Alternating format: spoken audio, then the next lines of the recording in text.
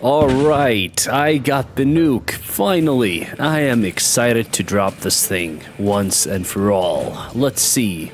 Oh god. No! God! No! God, please, no! No! No! No! That's okay, I still have a chance. I have the superior American technology. I'm gonna deploy flares now. Flares and chaff. Deploying. Come on. Wait, is he pulling his nose? Oh my god. Okay. Okay. You have a high score. You want the nuke too, right? Okay, okay. We'll see. A few moments later. So what I did was I flown around my main base for 14 minutes knowing that that guy who shot me is gonna get the nuke soon. I turned on my radar and I waited for a glimpse of hope, waiting to get my revenge. And he popped in my radar. Now it's just only a matter of time before I reach him. Now I want to lock him, but I cannot seem to get a good lock. He is releasing chaff like his life depends on it. Well, I cannot get a lock, so it's just gonna be an old-fashioned takedown, using my only friend from the first ranks of playing War Thunder. Guns, guns, guns, baby. Open fire! Yes, yes, yes, yes, yes, yes. Feel the pain and the struggle and the grind that I felt when I was playing Nuclear Thunder. It's only a matter of time before you hit the deck, and indeed he did. Successful interception.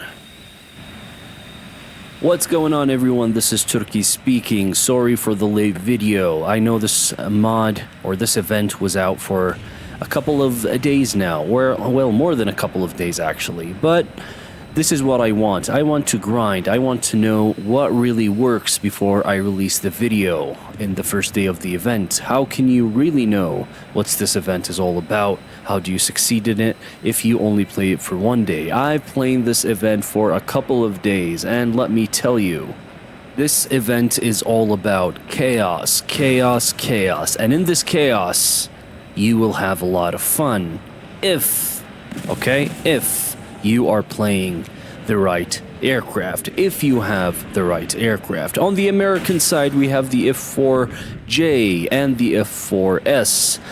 Gaijin will give you the F4A by default and a couple of other aircrafts, but why bother playing other aircrafts?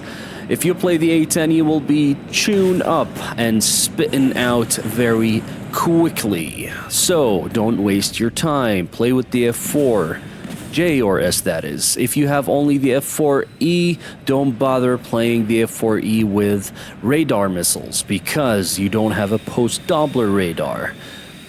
And you will need the PD radar, mainly because everybody is flying very low near terrain. And this is only because the AA here is so strong, so ridiculously powered, that you cannot even fly very deep in enemy territory without 6 missiles being shot at you at Mach 1 or Mach 1 point something.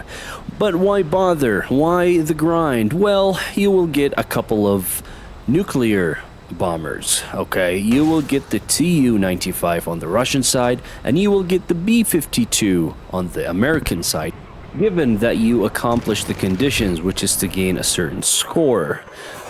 But are there any different benefits of playing this event? Well, let me tell you, it's a good practice for top tier.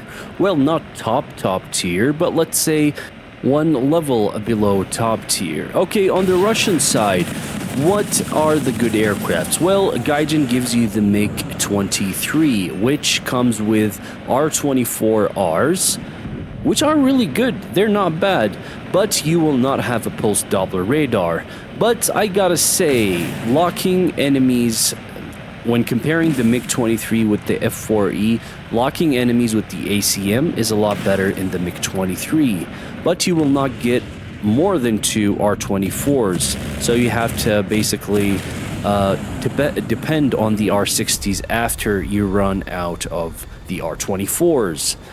Okay, but other than that, Are there any other benefits of playing this mod? Well, you will get a lot of silver lions too, given that you achieve a good score. Also, what is the tactic for playing this mod? Well, you just fly straight, okay? It's just a freight train all the way to the other base. You just go head-ons using your front aspect Fox 1 missiles or your heat seekers. And if you're good at firing your guns, go ahead. Fire your guns because they're gonna come in handy, believe me. So anyways, let's go through the map. This was a stupid death here. Let's go through, let me show you something about the tactics. Let me explain basically what is going on here. So what are some tactics that will help you succeed in this event? At the beginning of the match, you will get to respawn from a couple of points. Don't waste your time and respawn from these points. Just respawn at the closest points you will get to encounter the enemies. What's going to happen is that the enemy team, most likely, most of them will do the same. So you're just going to fly straight. They're going to fly straight, and you're going to meet somewhere around here. So here, you might not see them yet, but there are ridiculously powered AAs, especially the OSA, which does not use radar or heat-seeking missiles. They use optical sight missiles. And the AI that operates these optical sights are ridiculously powered. Anyways, so you will meet somewhere around here, and basically you just want to fly straight. If you pass someone and you don't get him, don't turn back. It's a waste of time. If you run out of ammo, don't turn back and rearm. It's a waste of time. Just leave the aircraft, respawn again, and do the same. If you find yourself coming here and not seeing any aircrafts here, don't go in, okay? Don't get shot down by the AA without any kills. Just make a turn here and then turn back again, and most likely they will come in this area. You want them to come to you. Don't go to them. Well, you will go to them. If you get, let's say, for example, you get a couple of kills, you fly here, just keep flying straight. If you get to their airbase, try to strafe them, get a couple of kills, repeat the process until you get 2,500 spawn points. Let's talk about the American side planes. So these are the default planes, okay? Don't waste your time with these things unless you love ground pounding. Sure, do that. The F4E, the radar is not good to optimize the 7Es, so just rely on the 7L and rely on your guns. With the F4J, you do have the 7E and the 7F. The 7F are good for longer ranges.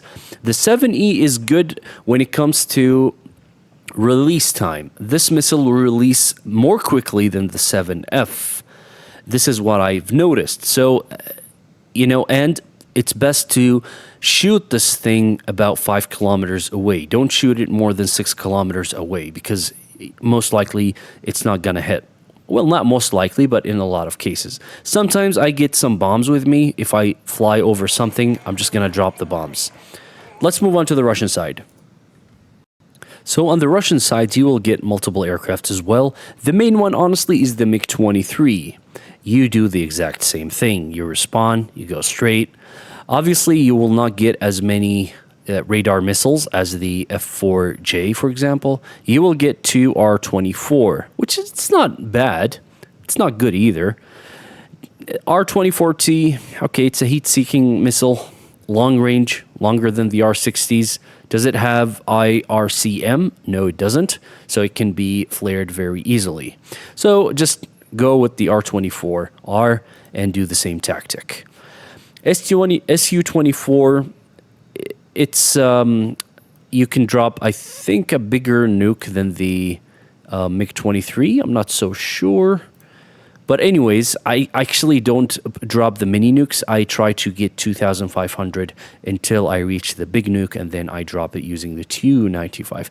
Su-25 does have the R-73, which is basically does have IRCCM, which is a good thing. But for me, if you like ground pounding, use the Su-25. But what I noticed is the biggest score is achieved using the MiG-23.